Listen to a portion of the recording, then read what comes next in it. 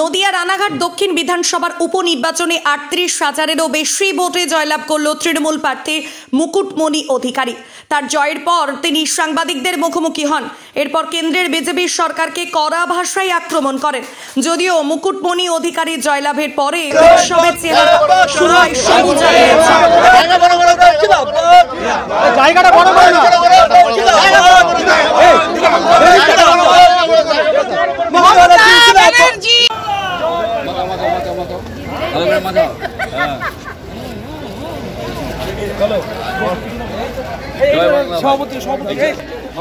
ভালো করে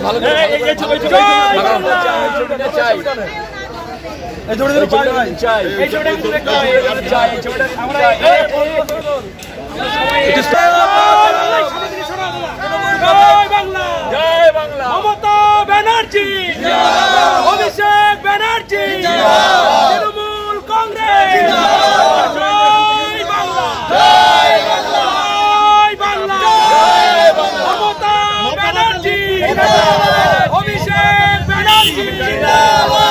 একে উপস্থিত হন নদিয়া রানাঘাট দক্ষিণ বিধানসভা সহ জেলা স্তরের তৃণমূল কর্মী সমর্থকরা।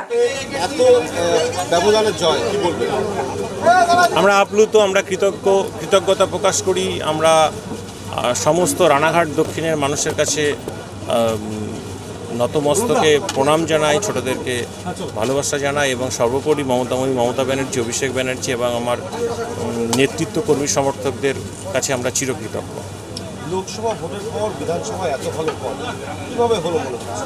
দেখুন, লোকসভা ভোটে একটা আঙ্গিকে মানুষ ভোট দিয়েছিলেন।